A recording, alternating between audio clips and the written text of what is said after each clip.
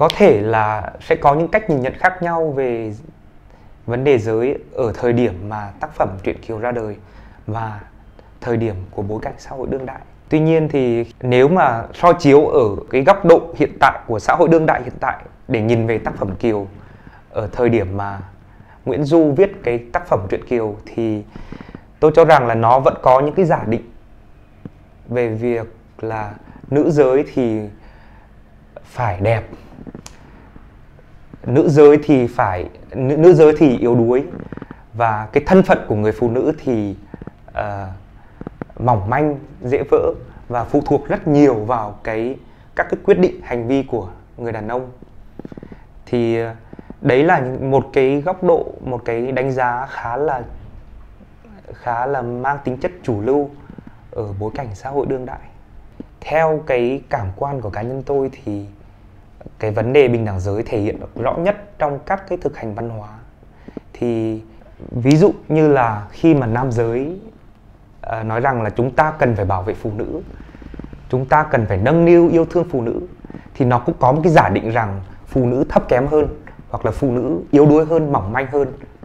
Thì theo tôi như thế là chưa thể hiện được cái suy tư, cái suy nghĩ về bình đẳng giới. Bình đẳng giới theo tôi là không phải là một cuộc chiến giữa nam và nữ, giữa nữ và nữ ở những tầng lớp khác nhau, mà nó là một cái sự chuyển hóa về tâm thức nhằm dung chứa nhiều hơn các cái khả thể của sự tồn tại. Hát đối của Bắc Bộ có một câu đó là: truyện Kiều anh học đã lầu, đố anh kể được một câu hết Kiều. Thì bên nam sẽ đối lại rằng là 100 năm trong cõi người ta, mua vui cũng được một vài trống canh. Tức là người ta lấy luôn câu đầu tiên của truyện Kiều và câu cuối cùng để truyện Kiều, để ngụ ý rằng là cái tác phẩm truyện Kiều thực ra nó cũng là một cái triết lý vô thường của đạo Phật. Rằng là toàn bộ cái sự biến liên quan đến Kiều, một chuỗi hành động đau khổ, hỉ nộ, ái ố của Kiều diễn ra, nó cũng chỉ diễn ra trong một vài câu thơ, trong một vài trống canh mà người khác có thể mua vui thôi. Thì đấy là một cái góc nhìn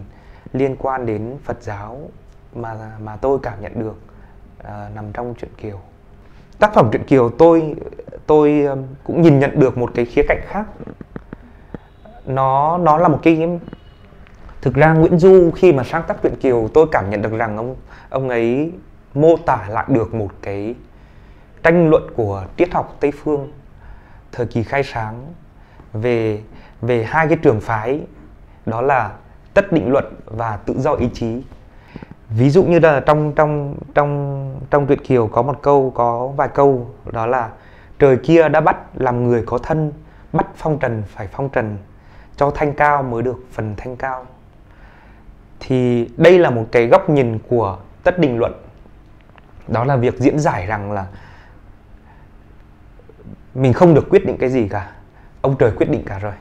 Toàn bộ cái số phận cuộc đời, toàn bộ các quyết định của mình là một chuỗi các hệ quả liên tiếp từ quá khứ. Và thực ra là con người của mình, cho dù khi rằng mình nghĩ mình đã lựa chọn, nhưng thực ra đó đã là lựa chọn của ông trời. Thì phía bên kia, cái góc nhìn của những người cho rằng có tồn tại tự do ý chí, đó là rốt cuộc trong những khoảnh khắc nhất định của một con người ấy, mình cho rằng là mình ảnh hưởng bởi những cái quyết định khác trong quá khứ, nhưng mà thực ra trong những khoảnh khắc đó nó cũng thể hiện được rằng